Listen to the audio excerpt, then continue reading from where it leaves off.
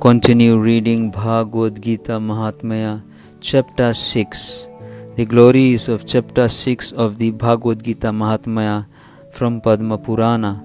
Lord Vishnu said, "Now I will tell you the glories of the 6th chapter of the Srimad Bhagavad Gita. Whoever hears this description will be liberated from the material world. On the bank of the Godavari river, there is a beautiful town of the name Paithan, where I am famous by the name of Pipalesh. In that town there was a king of the name of Jansruti, whom the people loved very much and whose qualities were unlimited. He performed daily fire sacrifices, which were so opulent and large that the smoke from them reached the heavenly pleasure garden known as Nandanvan, and made the leaves of the Kalpavriksha trees black. Those trees appeared as if they were offering their respects to the king Janasruti. Due to the pious activities of that great king, demigods always resided in Pratisthanpur. When Janasruti would give charity, he would distribute just as the clouds distribute the rain. Due to Janasruti's pure religious activities, rain always come at the right time, and the fields were always full of crops, which were not disturbed by the six types of rodents. He was always digging wells and lakes for the welfare of the citizens. The demigods, being very pleased with Janashruti, went to his palace in the form of swans to bless him. They were flying through the sky, one behind the other, talking together. Bhadrasarva, along with three others with swans, flew ahead of the rest. At that time, the other swans addressed Bhadrasarva, "O brother, why are you flying ahead? Do you not see in front of you the great king Janashruti, who is so powerful that he can burn up his enemies by his desire?" When Bhadrasarva heard the words of the other swans, he started to laugh and said, "O brothers, is this king Janashruti as powerful as the great sage Raikova?" When the king heard the words of the swans, he immediately came down from the roof of the high palace and happily sat on his throne. At that time he called his chariot driver and instructed him to go and find the great sage Raikova. When the chariot driver of the name Maha heard the king's instructions, he became very happy and left immediately to search out Raikova. First he travelled to Kashipuri, where Lord Vishwanath resides, for the welfare of all beings. Next he went to Gaya, where the lotus-eyed Lord Gadadhar, who is capable of freeing all beings from the bondage of birth and death, stays. After having travelled to many holy places, he came to Mathura, which is capable of destroying all sins. In this place, the Supreme Personality of Godhead, Lord Krishna, resides. All of the great sages, demigods, also the Vedas and other Shastras in their personal forms, perform austerities and render service to Lord Krishna. Mathura, which is in the shape of a half moon and is situated on the bank of the beautiful devotion-giving river Jamuna. In that area is the beautiful Govardhan hill, which adds to the splendor and glory of Mathura Mandal like a large jewel in a crown.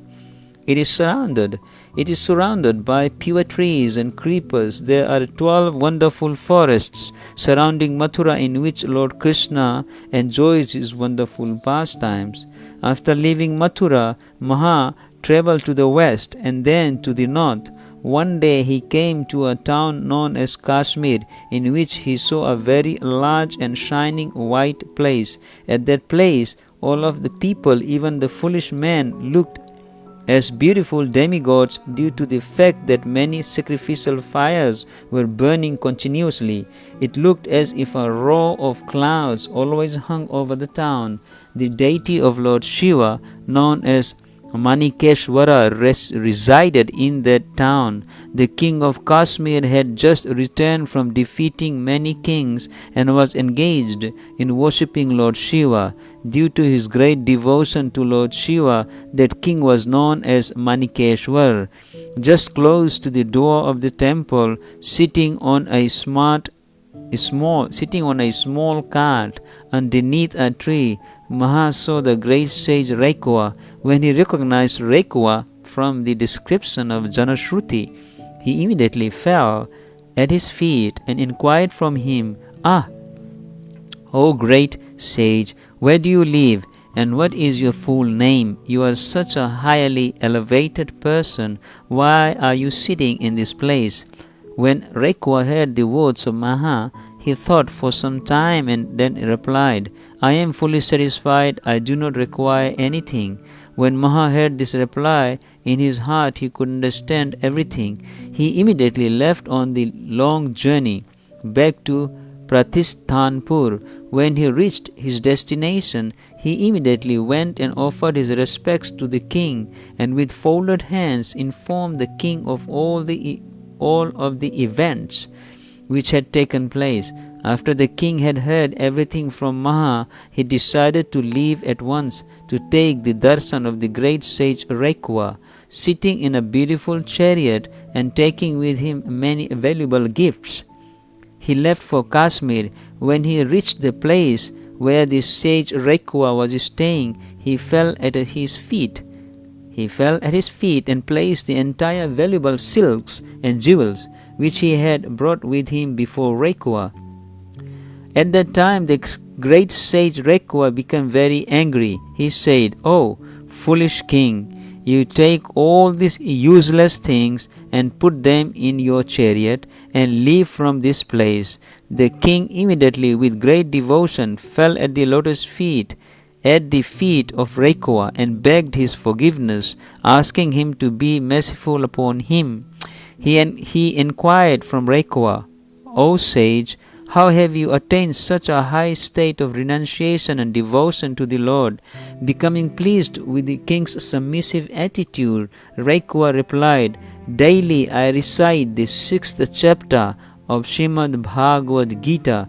After that, King Janashruti heard from Raikwa the 6th chapter of BHAGAVAD Gita, and thereafter he engaged in daily reciting that 6th chapter, and in course of time a flower airplane arrived and took him to Vaikuntha. Meanwhile, that great sage who was reciting the 6th chapter of BHAGAVAD Gita daily went to Vaikuntha, where he engaged in the service of the lotus feet of the Supreme Lord Vishnu. Anyone who recites the 6th chapter of BHAGAVAD Gita will very soon attain service to the lotus feet of Lord Vishnu. Of this there is no doubt.